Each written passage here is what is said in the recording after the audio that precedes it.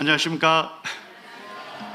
사회 보시는 분이 아주 저희 마음을 이렇게 즐겁게 해주고 이렇게 밝게 해주시네요. 감사를 드립니다. 서청주 교회를 몇 번 이렇게 방문하면서 올 때마다 우리 형제자매님들이 사랑으로 이렇게 밝게 인사해 주시고 또 격려해 주셔서 감사를 드립니다. 우리 형제자매님들 직접 뵙고 예수 그리스도의 영광의 복음을 전하게 하시는 하나님께 감사를 드립니다. 사랑하는 분들의 초청을 받으시고 하나님의 말씀을 듣는 이 축복된 자리에 오신 여러분들을 하나님의 이름으로 환영을 합니다. 이번 집회를 통해서 우주 만물을 지으시고 우리를 지으신 창조주이시오 우리의 참 주인이신 하나님을 여러분들이 만나시고 하나님과 화목게 되는 축복된 시간이 되기를 원합니다. 우리나라 그 삼성 기업을 창업하신 분이 누구신지 아시죠? 저희 부모님 세대에는 이분이 한국 제일 부자라고 해서 성을 돈씨로 바꿔서 부를 정도로 부유한 사람이었습니다. 이 이병철 회장님 엄청난 재산을 소유했고 또 세계 제일 기업 중에 하나인 삼성을 창업한 이 세상 명성을 갖고 있는 분이었습니다만 이분도 피해갈 수 없는 문제가 있었습니다. 그것이 무엇이었겠습니까? 죽음을 피할 수는 없었어요. 이분이 이제 폐암 진단을 받으시고 암이 온몸에 서서히 퍼져가니까 이분이 죽음을 직감하게 됩니다. 그리고 죽음 앞에서 지금까지 한 번도 진지하게 생각하지 아니했던 인생의 아주 중요한 질문들을 떠올리고 이분이 직접 자필로 그 질문지를 작성을 했습니다. 오늘날 이제 남아 있는데요. 이분이 죽음 앞에서 무엇을 떠올렸을까요? 신은 우주 만물의 창조주라 하는데 무엇으로 증명할 수 있는가? 이분이 죽음 앞에서 신을 하나님을 떠올렸습니다. 그리고 이분이 진리의 말씀을 들었습니다. 하나님께서 우주 만물을 지으신 창조주이시다 하는 진리를 들었습니다만 안타깝게도 이 진리를 믿을 만한 증거로 제시받지는 못했던 것 같습니다. 또한 이 이병철 회장님 죽음 앞에서 무엇을 떠올렸습니까? 성경책입니다. 성경책이 하나님의 말씀이라는 것을 어떻게 증명할 수 있나? 이분이 진리를 들었던 분입니다.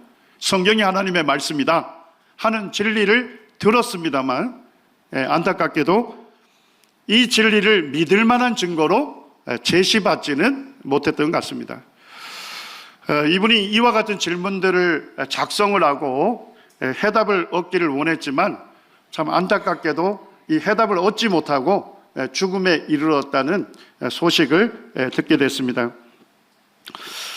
이 자리에 초청받으신 여러분들은 이병철 회장님처럼 뭐 재산이나 세상 명성에 있어서 그분이 갖고 있는 것을 소유하지 못할 수 있습니다만 그렇지만 인생의 중대한 질문에 대한 해답을 얻는 데 있어서는 여러분들이 더 나은 위치에 있다고 확신을 합니다.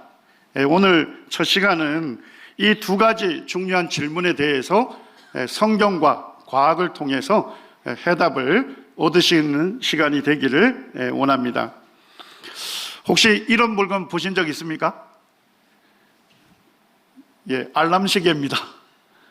시간이 되면 프로펠러가 이렇게 떨어지면서 소리를 지르게 됩니다. 이러고 프로펠러가 공간을 움직여요. 자, 어떻게 해야 소리를 멈추게 할 수 있을까요? 움직이는 프로펠러 잡아서 시계에다 꽂으면 소리가 멈춰집니다. 이런 시계가 하나 있었으면 좋겠죠.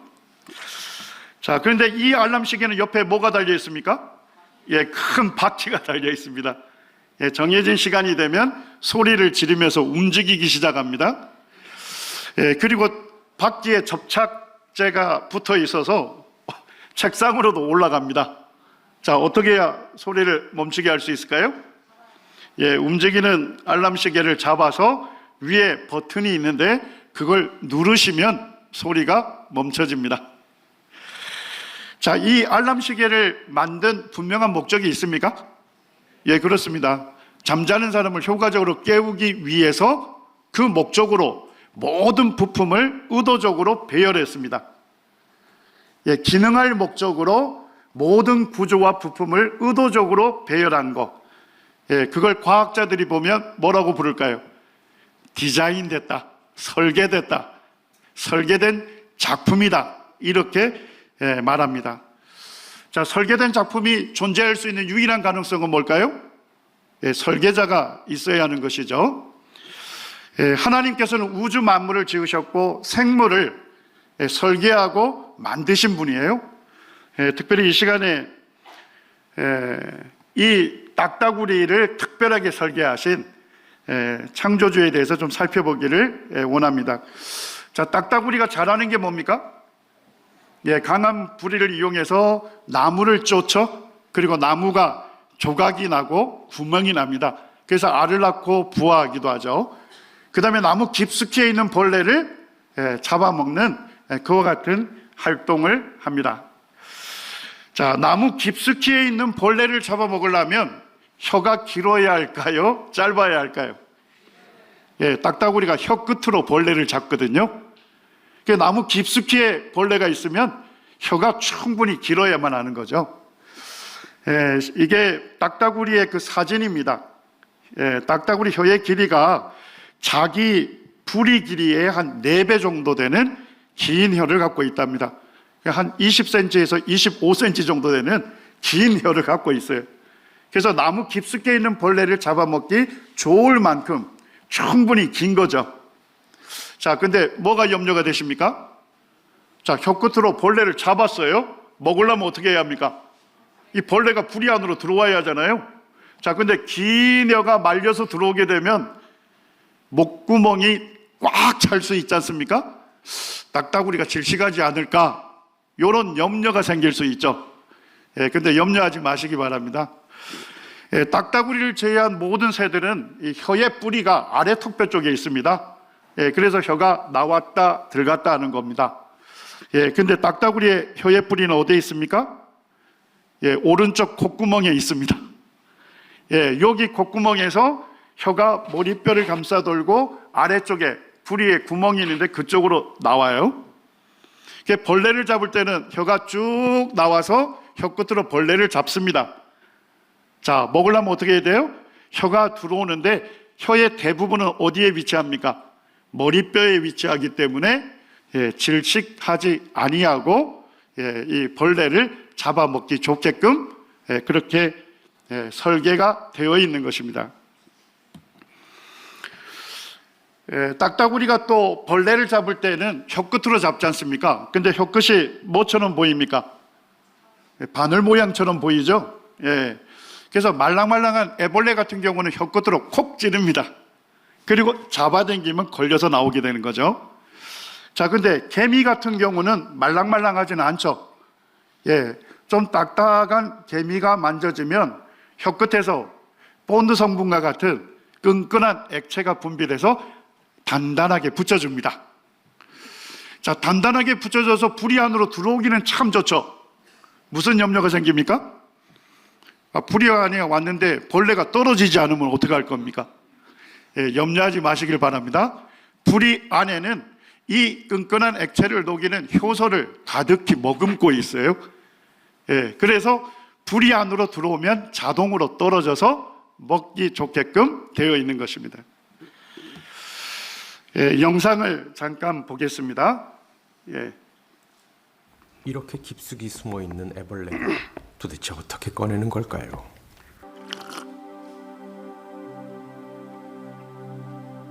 저기 벌레를 찾아 더듬거리는 긴 것이 바로 혀입니다.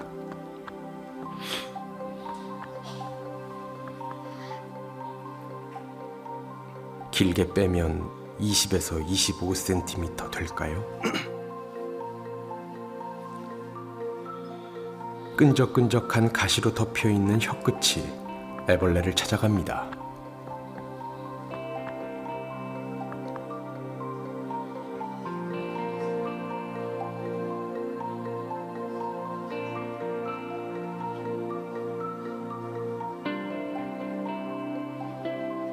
그의 벌레잡이는 보면서도 믿기지 않습니다.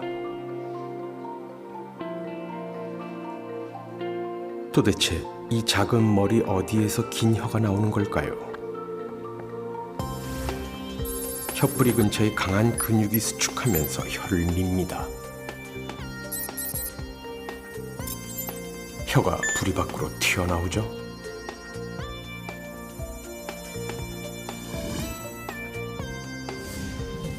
혀 끝엔 가시가 있어 벌레를 찔러 올릴 수가 있습니다. 예. 이렇게 딱따구리가 또 잘하는 것이 부리를 이용해서 나무를 강하게 쪼아서 구멍을 내죠. 예, 그리고 이제 알을 낳고 부화하거든요. 자, 강하게 쪼으려면 어떻게 해야 합니까? 부리가 끌 모양처럼 아주 든든합니다. 그리고 발가락이 어떻습니까? 갈고리 모양처럼 네 갈래로 갈라져서 나무 틈새에 잘 고정시킬 수 있습니다. 그리고 꼬리 깃털은 다른 새와 달리 굉장히 빳빳합니다.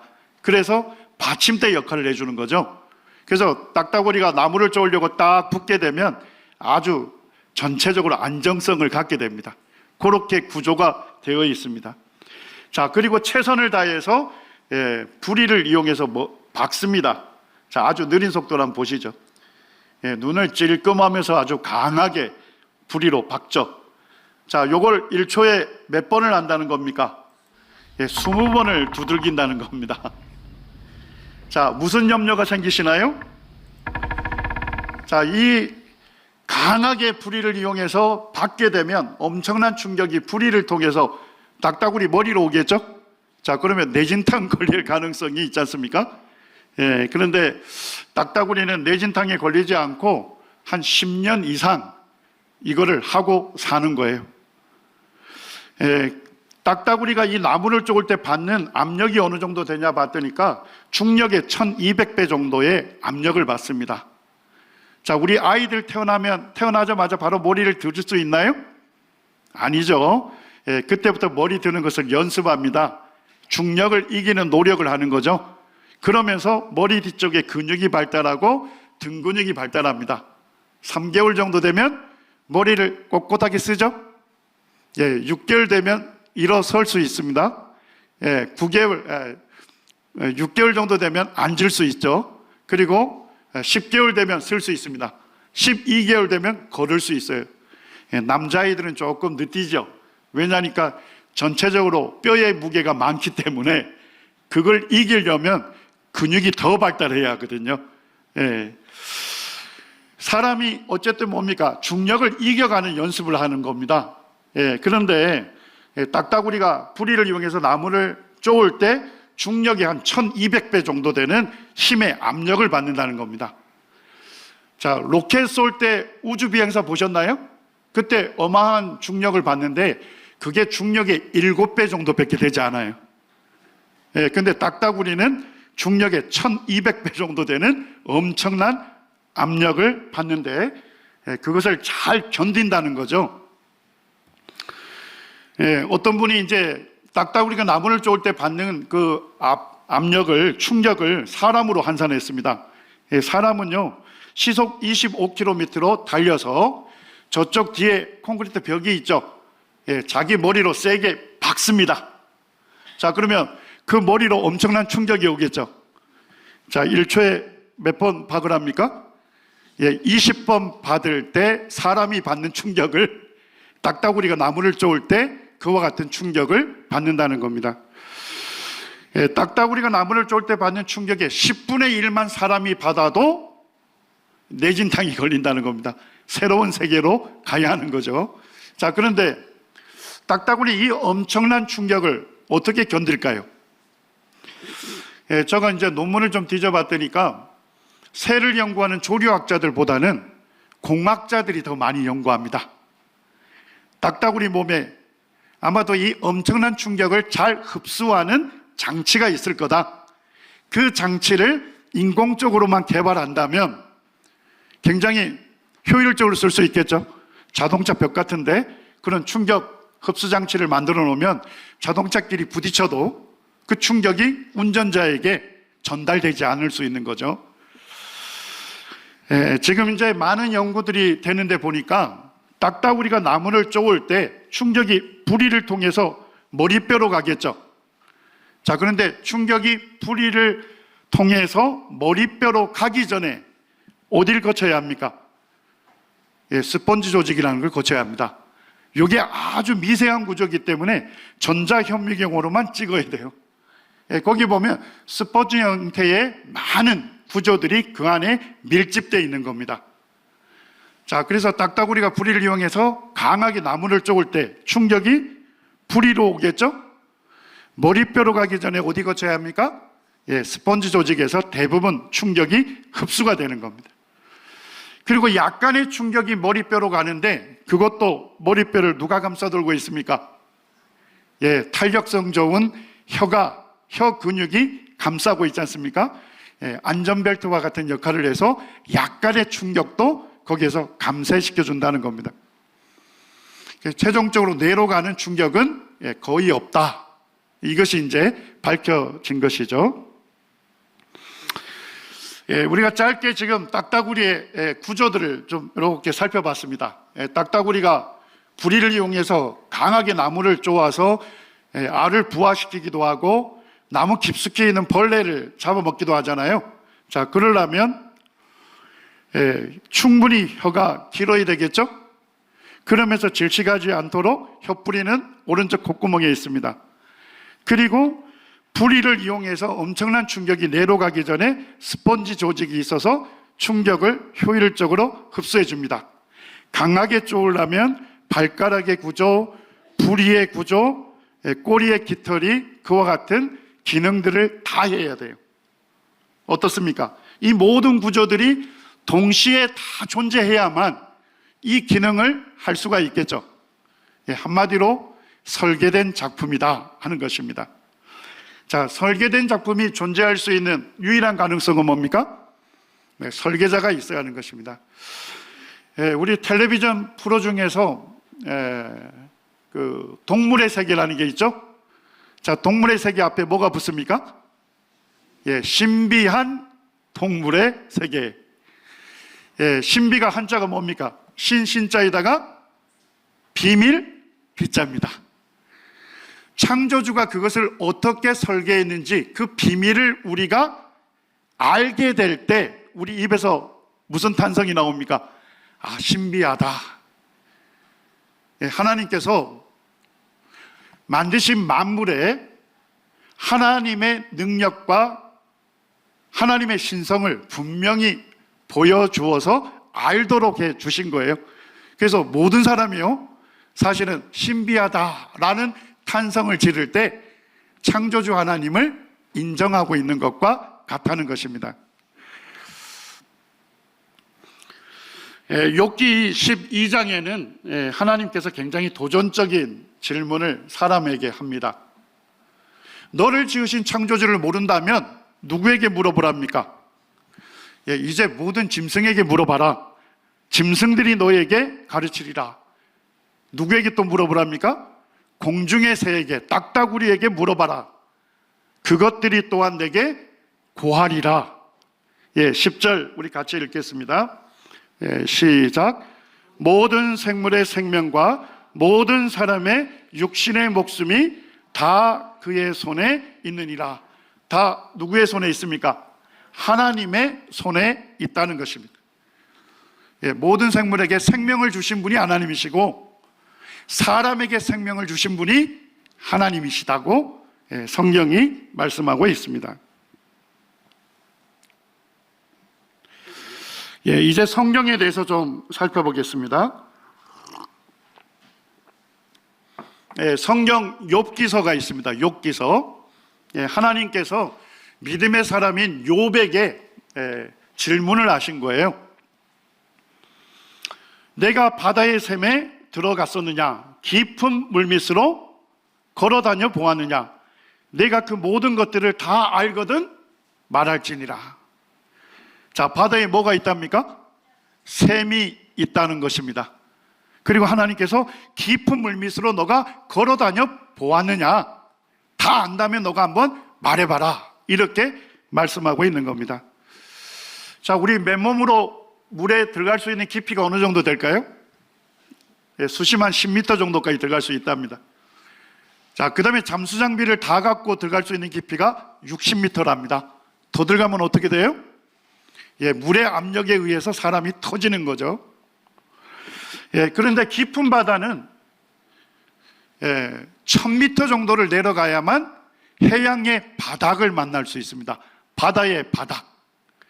그리고 가장 깊은 데는 마리아나 해구레에서 11,000m 정도 내려가야만 바다의 바닥을 만날 수 있습니다. 자, 지금 엄청나게 과학이 발달했죠. 자, 오늘날 수심 1000m 정도 되는 깊은 바다 밑을 사람이 걸어 다닐 수 있을까요? 그러지는 못하고 있죠. 1977년에 현대과학이 만든 그 잠수정을 갖고서 몇 미터까지 내려갔습니까?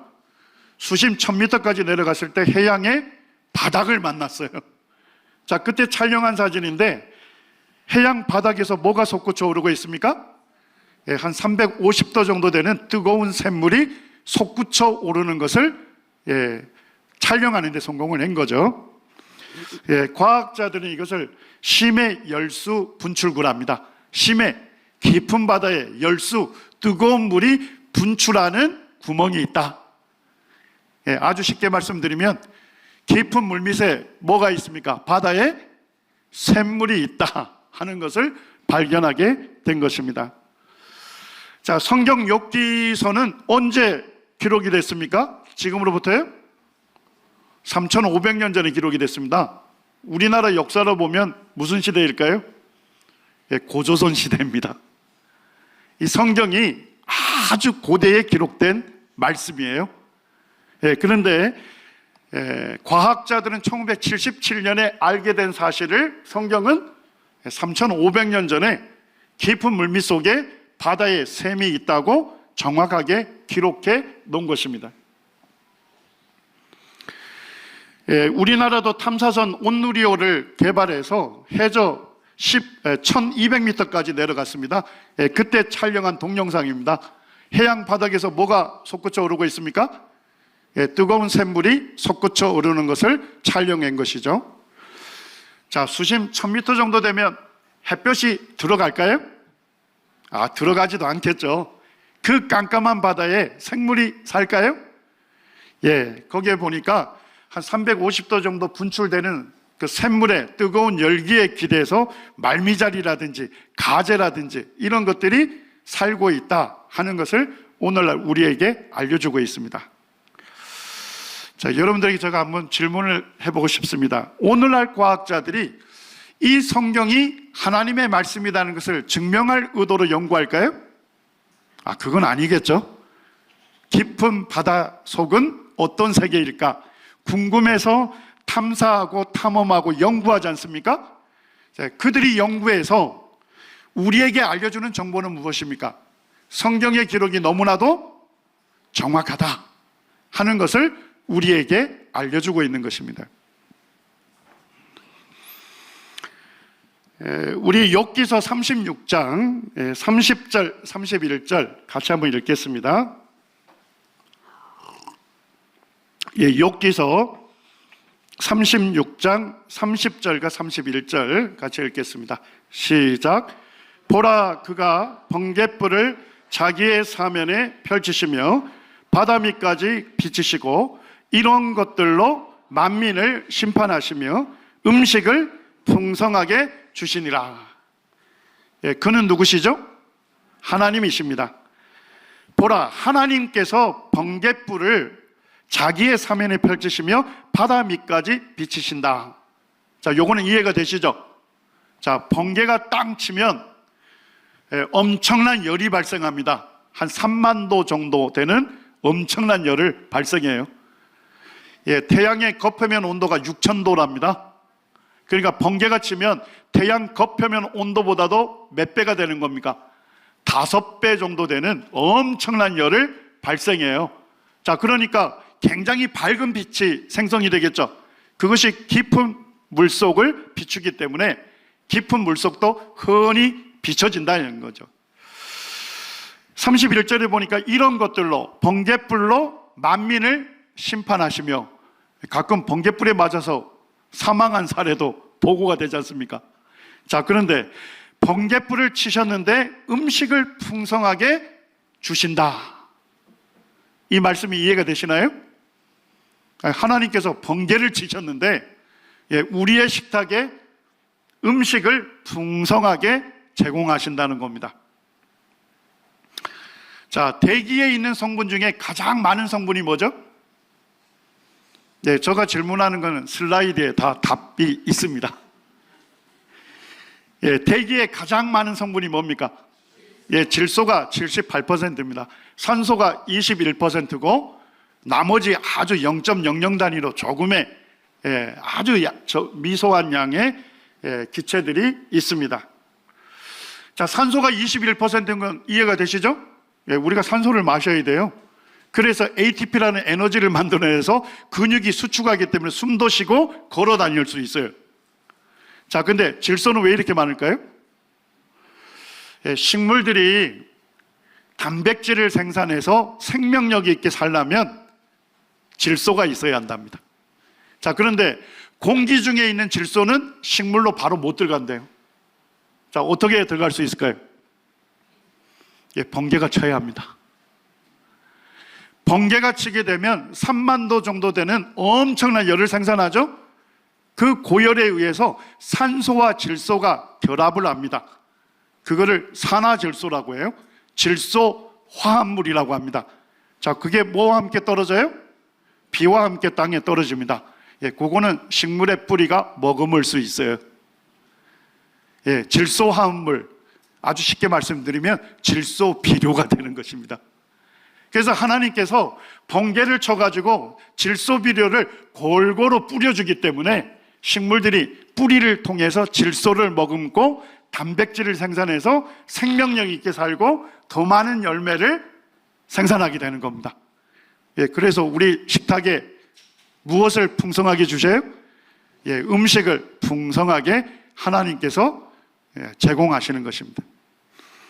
우리가 살아가는 것이 다 하나님의 은혜로 살아가는 것입니다. 자, 그런데 이 놀라운 과학적 현상을 언제 기록하고 있다는 겁니까? 3,500년 전에 기록하고 있다는 겁니다. 과학자들은 언제 알게 됐을까요? 1905년에 독일의 과학자인 프리츠 하버가 공기에서 질소 비료를 생산하는 공정을 발견하면서 이 과학적 현상을 이해하게 된 겁니다. 최고의 과학자는 한 115년 전쯤에 알게 됐는데 성경은 언제 기록하고 있습니까? 3,500년 전에 기록하고 있다는 겁니다. 이 성경책은 인간의 지식에 의해서 기록된 것이 아닙니다. 누가 알려주신 거예요? 창조주만이 알 수 있는 지식, 창조주께서 우리에게 계시해 주셨기 때문에 기록했던, 할 수 있었던 말씀인 겁니다. 자, 한번 예를 들어보겠습니다. 어떤 사람이 죄를 지었다고 고소가 돼서 법정에 재판이 이루어졌다고 생각해 보시죠. 자, 그때 판사가 심리할 거 아닙니까? 그리고 심리한 끝에 이 사람이 죄를 지었다고 유죄 판결을 내렸다고 가정해 보시기 바랍니다. 자, 판사가 유죄 판결을 내렸으면 이 사람이 죄를 짓는 것을 직접 눈으로 봤을까요? 눈으로 보지도 않고서 어떻게 그 사람이 죄를 지었다고 판결할 수 있습니까? 보지 않았어도 뭐가 있으면요? 확실한 증거가 있다면 안전하게 판결할 수 있는 것입니다. 성경 사도행전 17장 31절도 모든 사람에게 무엇을 주셨습니까? 믿을 만한 증거를 주신 거예요. 하나님은 모든 사람에게, 교회 나오는 사람들만 아니라 교회를 다니지 않는 사람에게도 모든 사람에게 믿을 만한 증거를 주시고 믿을 수 있도록 하신 거예요. 자, 증거가 있으면 안전하게 믿을 수 있죠. 자, 증거가 있는데도 믿지 않으면 누구의 문제입니까? 증거를 무시한 사람의 책임이 되는 것입니다. 이제 창세기 17장에 보게 되면 할례에 담긴 비밀이 이렇게 기록이 되어 있는데요. 하나님께서 믿음의 사람인 아브라함과 언약을 맺었습니다. 언약은 쉽게 얘기하면 계약을 맺었다 이렇게 생각하시면 됩니다. 하나님께서 아브라함의 후손을 하나님의 백성으로 삼겠다고 계약을 맺은 거예요. 언약을 맺은 겁니다. 자, 그 아브라함의 후손들이 오늘날 있는데 우리가 뭐라고 부릅니까? 유대인들이라고 하죠. 자, 그들이 세운 나라를 뭐라고 하죠? 이스라엘이라고 하는 겁니다. 자, 그런데 하나님께서 언약을 맺으면서 언약을 맺었다는 표징, 아주 쉽게 말씀드리면 언약을 맺었다는 표식을 몸에 새기게 했습니다. 자, 그게 뭘까요? 그게 할례입니다. 할례를 한마디로 얘기하면 오늘날 뭐하고 비슷할까요?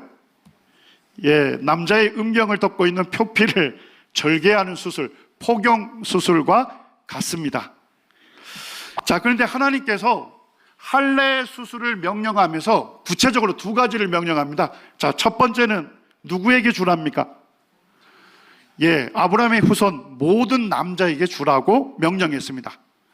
자, 두 번째는 언제 할례 수술을 할 것인지 구체적인 날짜를 지정해 주었습니다. 언제 하랍니까? 태어난 지 8일 만에 할례를 받을 것이라고 명령한 것입니다.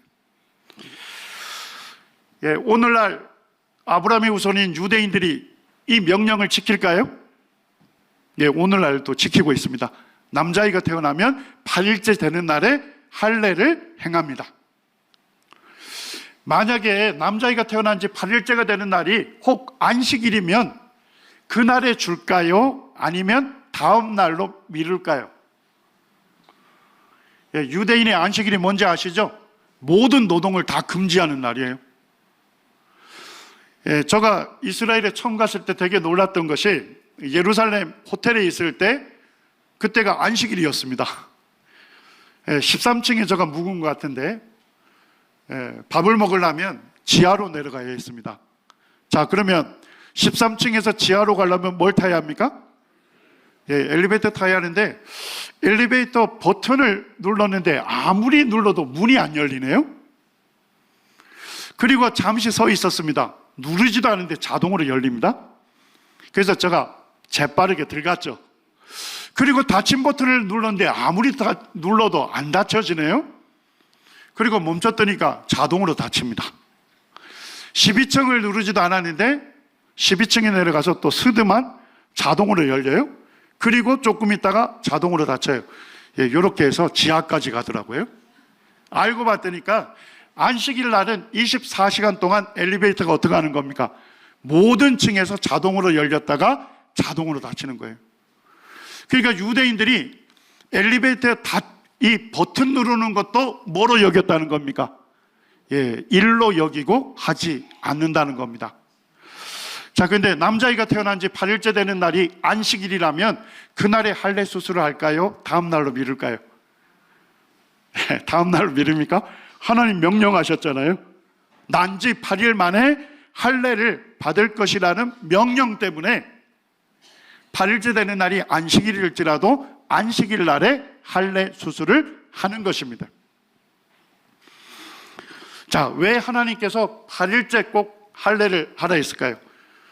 이 스칸질로라는 의학자가 이 창세기 17장을 읽다가 하나님께서 할례 받는 날을 특별하게 지정을 했다면 뭔가 이유가 있을 거다.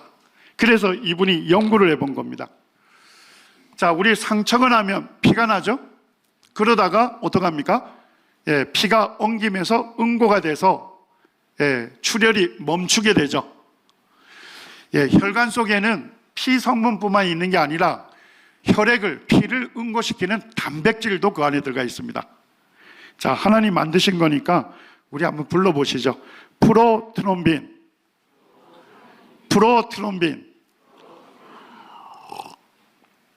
상처가 나면 피가 나면서 혈액을 응고시키는 이 단백질이 같이 분비가 돼요.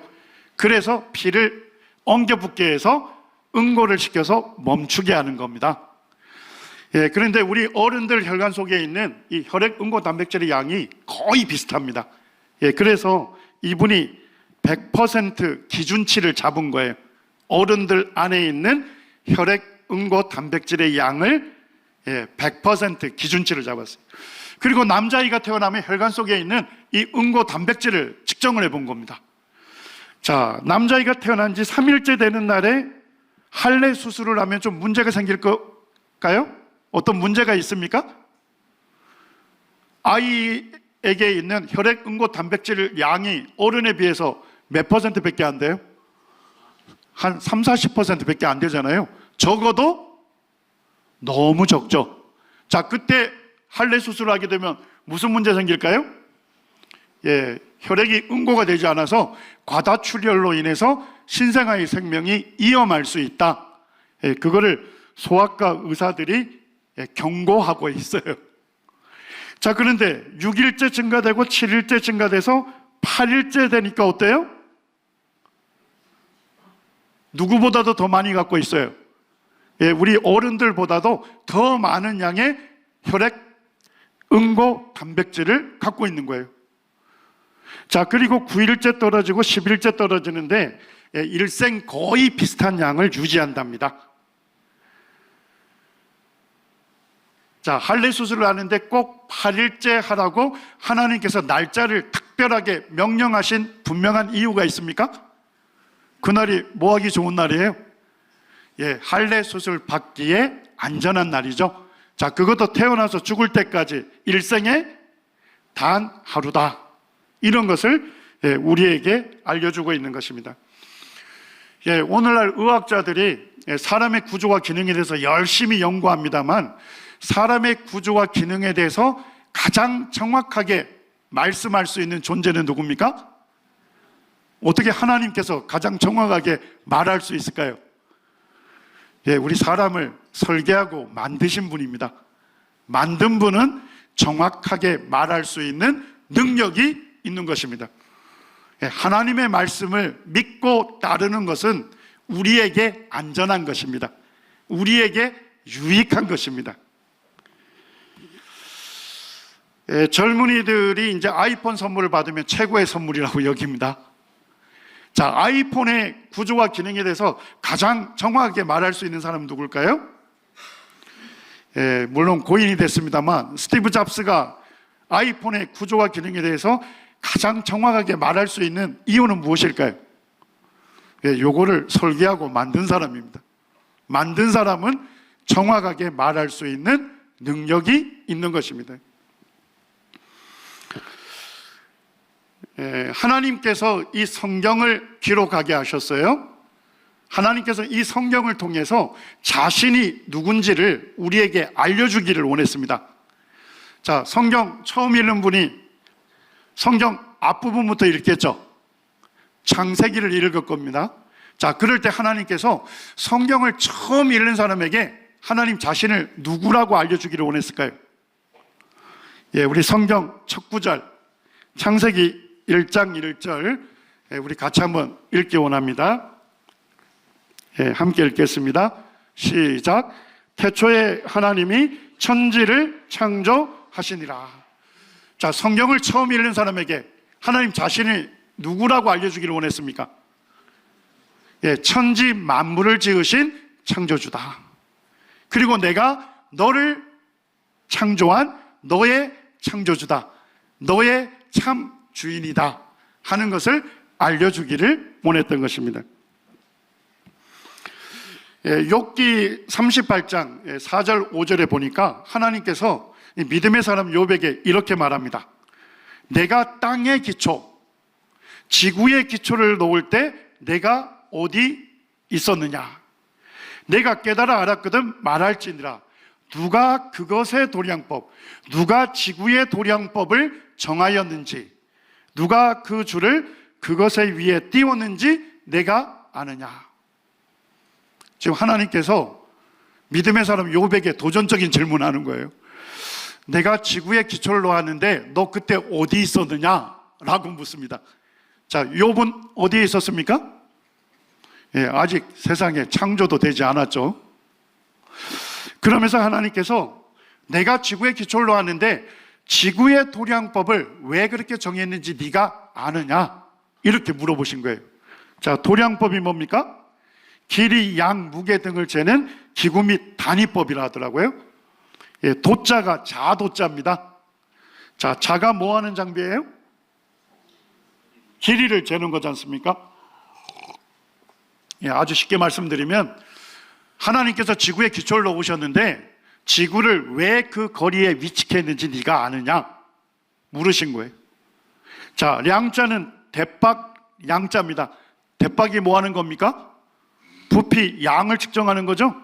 하나님께서 내가 지구의 기초를 놓았는데 지구를 왜 그만한 양으로 만들었는지 네가 아느냐? 안다면 한번 말해봐라. 욥이 3,500년 전에 이 질문 받았지 않습니까? 얼마나 당황했을까요?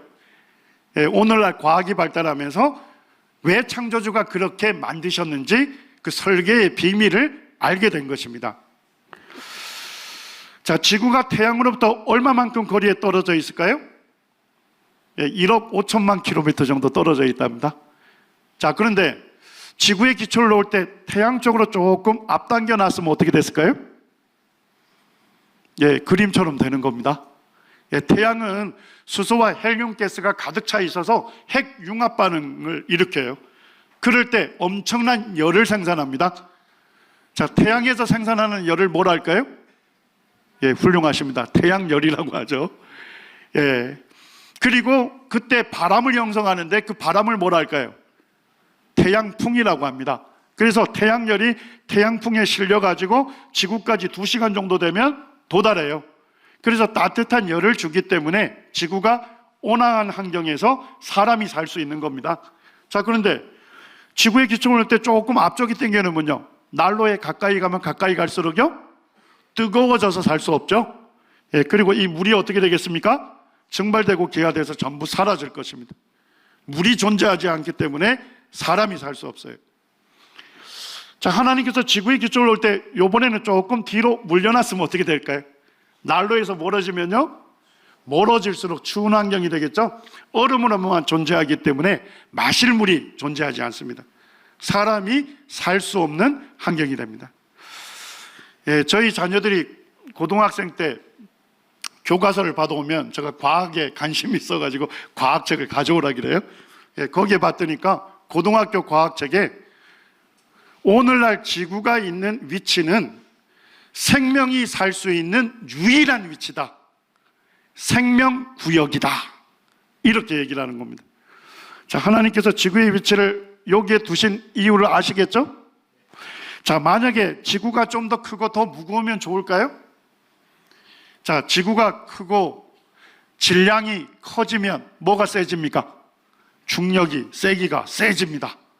자, 그러면 대기권 바깥에 우주에 있는 수소, 헬륨, 메탄, 암모니아 가스 이런 것들을 전부 잡아당기게 돼요. 자, 그러면 이 공간에 수소, 헬륨 이런 유해한 가스들이 가득 차면 어떻게 될까요? 마시면 새로운 세계로 가야 하는 것입니다.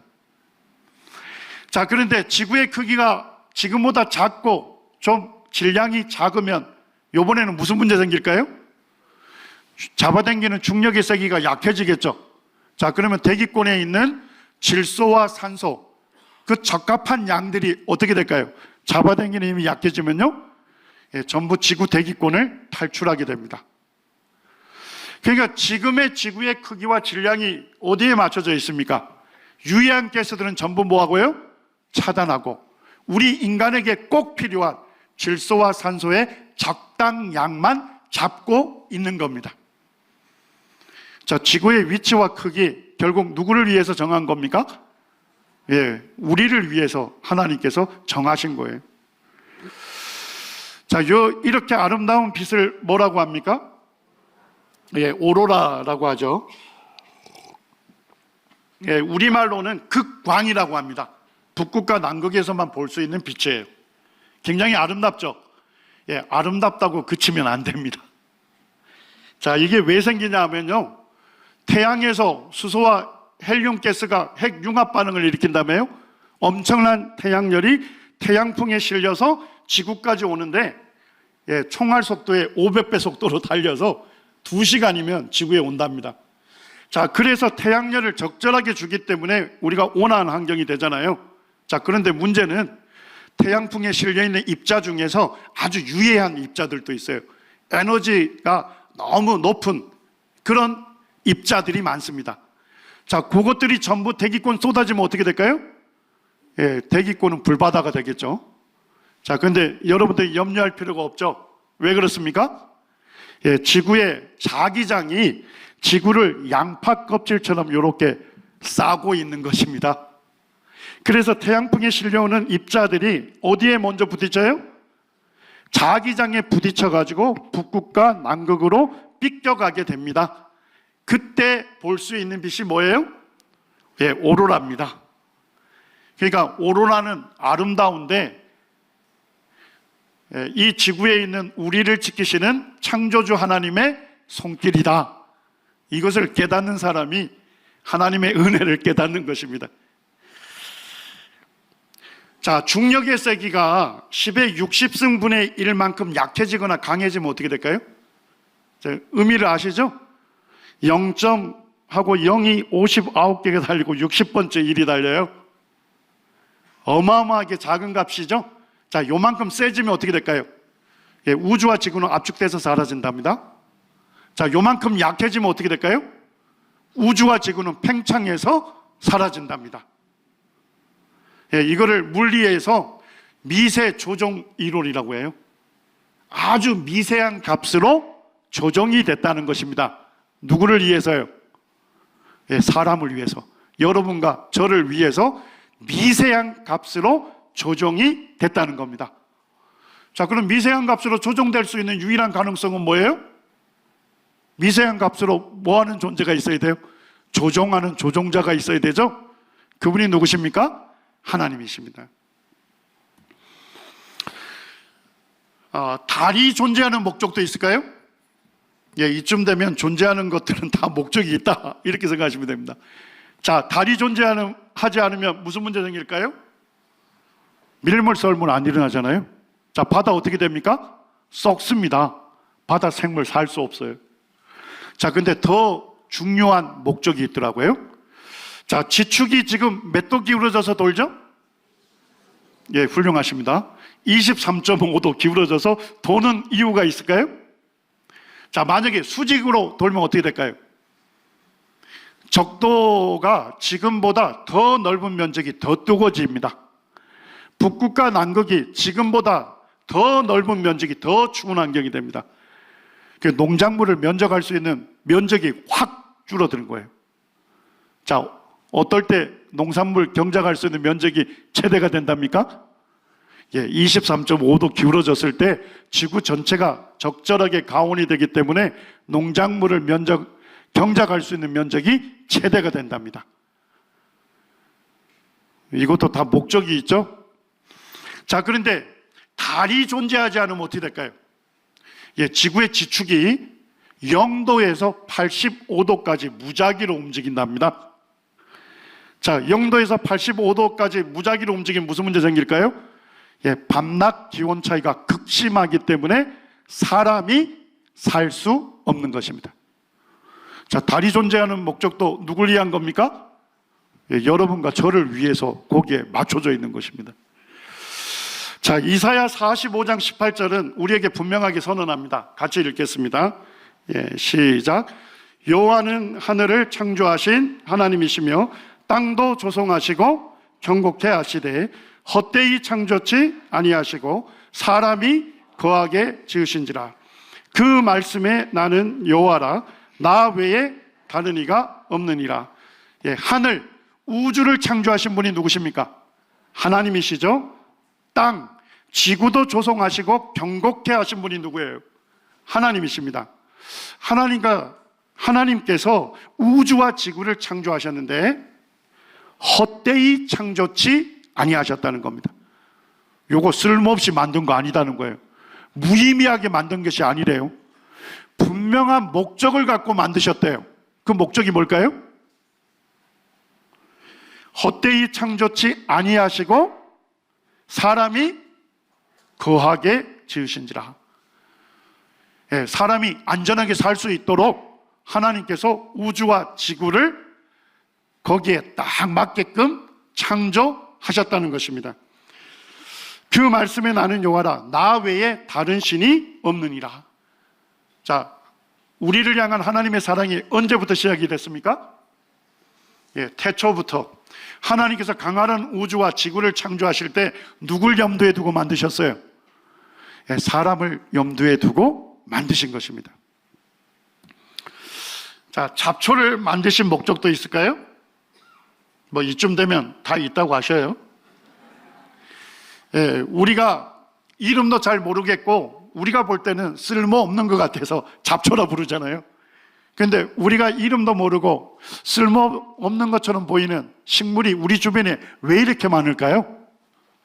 자, 식물들이 무엇을 생산하는 공장입니까?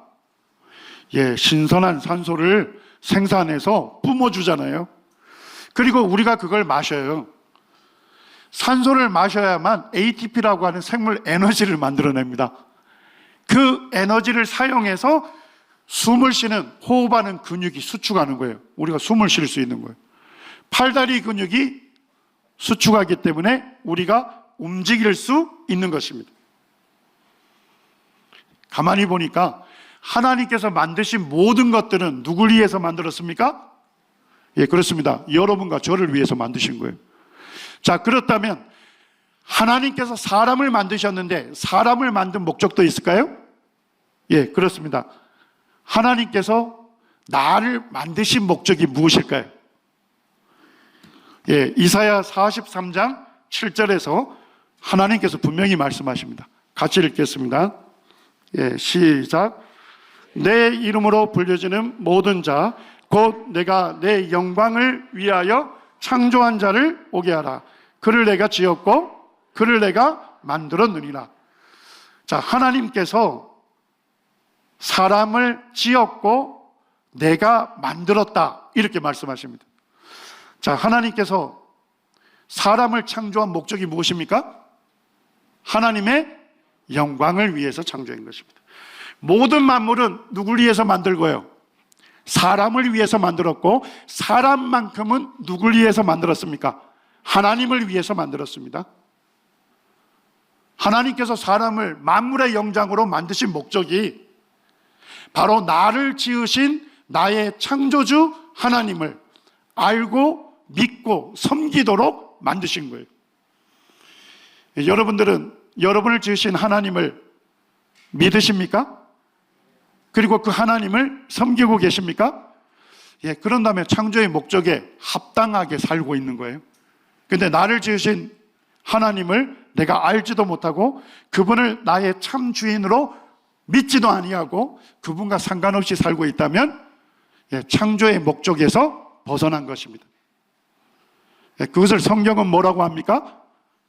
사람이 하나님께 지을 수 있는 가장 큰 죄라고 우리에게 경고해주고 있는 것입니다. 예, 로마서 1장에 보면 19절에 하나님을 알만한 것을 사람에게 보여주셨대요. 자, 어디에 보여주셨을까요? 하나님 만드신 만물에 분명히 보여 알려졌나니 그러므로 그들이, 사람이 뭐하지 못한다? 핑계하지 못할지니라. 예, 하나님 만드신 만물을 통해서 하나님의 영원하신 능력과 그 모든 것을 만드신 신성, 예, 신성이 뭐냐면 신의 성품을 얘기하는 것입니다. 하나님께서 모든 만물 누굴 위해서 만들었습니까? 예, 사람을 위하여 만드셨어요. 나를 위하여 만드신 하나님의 사랑을 분명하게 보여주신 거예요. 자, 하나님께서 모든 만물을 나를 위해서 만드셨다면 우리는 하나님을 어떻게 대해야 할까요? 하나님을 영화롭게 해야 하지 않겠습니까? 하나님께 감사해야 하지 않겠습니까? 하나님을 경배하고 섬겨야 되겠죠. 예, 이것은 인간의 당연한 도리입니다. 이것은 인간의 옳은 본분입니다. 예, 사람이 자기를 지으신 하나님을 믿고 섬기는 것은요, 당연한 것이고 옳은 것이에요. 당연하고 옳은 것을 하지 않는 것을 성경은 뭐라고 합니까? 그것이 죄다, 이렇게 말씀하고 있는 것입니다. 로마서 1장 28절에 인간이 하나님께 짓는 가장 큰 죄, 근본적인 죄를 말하고 있습니다. 그들이 마음에 누구 두기를 싫어한다고요? 자기를 지으신 하나님을 자기의 참 주인으로 받아들이기를 거절한다는 겁니다. 그리고 자기가 주인인 것처럼 살고 싶은 거예요. 자기 원하는 대로, 자기 마음대로 사는 것, 그것을 성경은 죄라고 우리에게 말씀하고 있는 것입니다. 자, 왜 하나님 한 분만을 믿어야 할까요? 제 제자들이 성경 공부를 하고 마치는 시간에 질의응답을 하는데 제 제자 중에 한 명이 그러더라고요. 세상에 종교가 많고 그리고 각각 종교에서 믿는 신들이 많은데 왜 하나님 한 분만을 믿어야 합니까? 하나님 믿으면서 저 부처님 믿어도 안 됩니까? 저에게 그렇게 질문하더라고요. 근데 성경이 이렇게 말씀합니다. 사도행전 17장 24절에 하나님께서 이렇게 말씀합니다. 왜 하나님 한 분만을 믿어야 할까요? 우주 만물을 지으신 유일한 한 분이 계십니다. 그분이 누구세요? 하나님이십니다. 하나님은 우주 만물을 지으신 크고 위대하신 분입니다. 또한 하나님은 천지의 주제가 되셔요. 자, 천지 만물 누가 지으셨어요? 하나님께서 지으셨기 때문에 하나님께서 주인이 되시는 거예요. 그리고 하나님께서는 그 천지 만물을 다스리시는 유일한 왕이 되시는 분입니다. 25절에 보시면 오늘날 많은 사람들이 착각하는 게 있습니다. 무엇이 부족한 것처럼 사람의 손으로 섬김을 받으시는 것이 아니다, 이렇게 얘기합니다. 하나님께서 무엇이 부족하기 때문에 우리의 섬김을 필요로 하는 분이 아니에요. 천지가 누구의 것입니까? 하나님의 것인데 하나님께서 무엇이 부족하겠습니까? 하나님께서 무엇이 부족하기 때문에 우리의 섬김이 필요한 분이 아니에요. 왜 우리가 하나님 섬겨야 되죠? 만민에게, 모든 사람에게, 우리 한 사람 한 사람에게 생명과 호흡과 만물을, 우리에게 필요한 모든 것을 친히 주시는 분이기 때문에 그렇습니다. 하나님 내게 생명 주셨기 때문에 내가 이 땅에 태어난 거예요.